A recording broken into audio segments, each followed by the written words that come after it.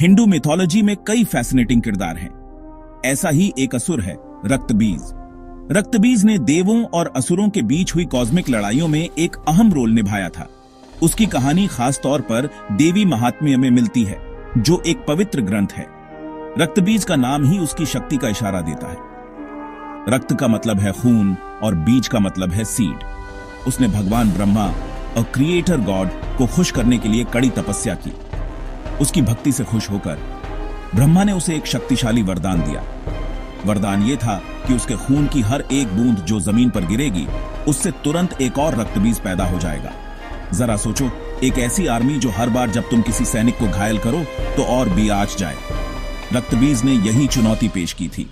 देवता अपनी डिवाइन शक्तियों और हथियारों के बावजूद खुद को हारा हुआ महसूस करने लगे।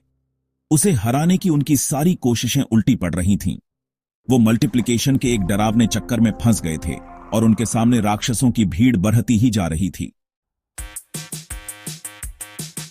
रक्तबीज को मिला वरदान बहुत स्पेसिफिक था। उसके खून की हर बूंद जो धरती को छूती, वो एक बीज थी। इस बीज से तुरंत एक नया रक्तबीज निकल आता।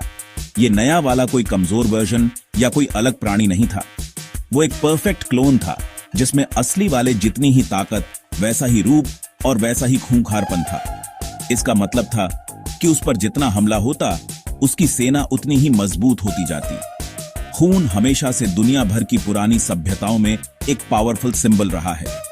इसे हर जगह जीवन का सार माना जाता है, एक ऐसी नदी जो किसी भी प्राणी के अंदर बहती है। रक्तबीज की कहानी इस सिंबलिज्म का बहुत पावरफुली इस्तेमाल करती है। उसका खून सिर्फ एक तरल पदार्थ नहीं है, ये एक क्रिएटिव मैट्रिक्स है, नए जीवन के लिए एक असली बीज। जब हम आज के जेनेटिक क्लोनिंग के बारे में सोचते हैं तो हमें कुछ इंटरेस्टिंग समानताएं दिखती हैं। क्लोनिंग एक साइंटिफिक प्रोसेस है। इसका मकसद होता है किसी मौजूदा जीव की जेनेटिकली आइडेंटिकल कॉपी बनाना। रक्तबीज की कहानी एक तरह से ऐसे ही नतीजे के बारे में बताती है। उसका एक हिस्सा, उसका खून, पूरी तरह से हूबहू कॉपीज को जन्म देता है। यह कहानी सेल्यूलर रेप्लिकेशन के कॉन्सेप्ट को भी दिखाती है, जो जीवन का एक फंडामेंटल प्रोसेस है।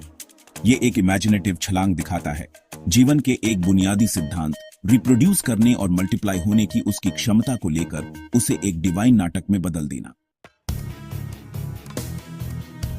देवों ने रक्तबीज को हराने के लिए सब कुछ ट्राई किया।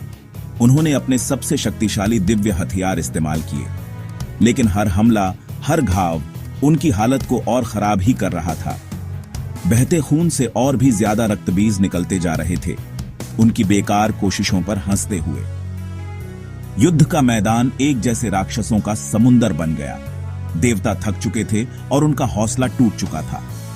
संकट की इसी घड़ी में देवी काली प्रकट हुई। देवी महात्म्य के अनुसार वो देवी दुर्गा के माथे से निकली थीं। काली का रूप बहुत डरावना और खौफनाक था। उनका रंग सांवला था, एक लंबी लपलपाती जीभ थी और उन्होंने कटे हुए सिरों की माला पहनी हुई थी। रक्तबीज को हराने की काली की स्ट्रैटेजी बहुत ही क्लेवर और सीधी थी। अपनी विशाल फैली हुई जीभ से उन्होंने उसके खून की हर एक बूंद को गिरने से पहले ही पकड़ लिया। उन्होंने उसका खून पी लिया, ये पक्का करते हुए कि एक कण भी जमीन तक न पहुंचे, जिससे नया क्लोन पैदा हो सके। क्या रक्तबीज की कहानी का मतलब यह है कि पुराने भारतीयों के पास क्लोनिंग का वैसा साइंटिफिक ज्ञान था जैसा आज हम समझते हैं? ऐसा होना बहुत मुश्किल है। आज की क्लोनिंग में डीएनए, सेल्स और एम्ब्रियोलॉजी की कॉम्प्लेक्स बायोलॉजिकल समझ शामिल है। ऐसा कोई सबूत नहीं है जो बताए कि पुराने ग्रंथों में यह खास टेक्निकल जानकारी थी। रक्तबीज की कहानी एक मिथ है, एक ऐसी कहानी जो डिवाइन शक्तियों और जादुई वरदानों के दायरे में चलती है। ये कोई साइंटिफिक लेख या लैबोरेटरी रिपोर्ट नहीं है, लेकिन ये कहानी यकीनन एक पावरफुल मेटाफोर है। ये तेजी से फैलने, न रुकने वाले रीजेनरेशन या फिर नेगेटिव ताकतों या विचारों के भारी फैलाव जैसे कॉन्सेप्ट्स को बहुत अच्छे से दिखाती है। सोचो कैसे अफवाहें कितनी तेजी से फैलती हैं, या किसी ऐसी जिद्दी प्रॉब्लम को खत्म करना कितना मुश्किल हो सकता है जो बार बार वापस आती रहती है। रक्तबीज के बढ़ते हुए रूप ऐसी ही चुनौतियों का प्रतीक हो सकते हैं। भारत समेत पुरानी सभ्यताएं कुदरत की दुनिया को बहुत ध्यान से देखती थीं।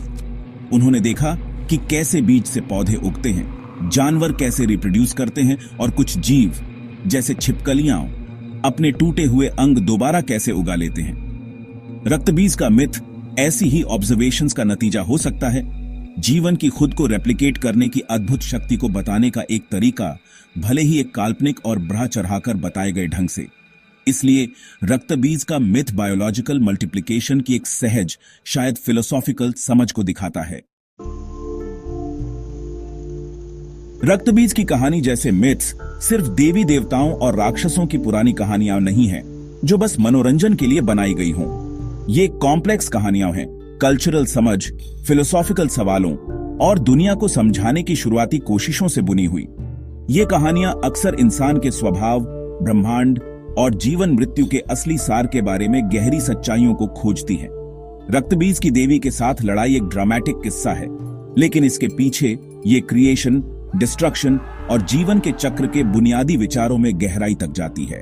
रक्तबीज का यह खास मिथ जीवन की रिप्रोड्यूस करने की शक्ति और बेकाबू फैलाव को रोकने में आने वाली बड़ी चुनौतियों के प्रति पुराने समय के फैसिनेशन को दिखाता है।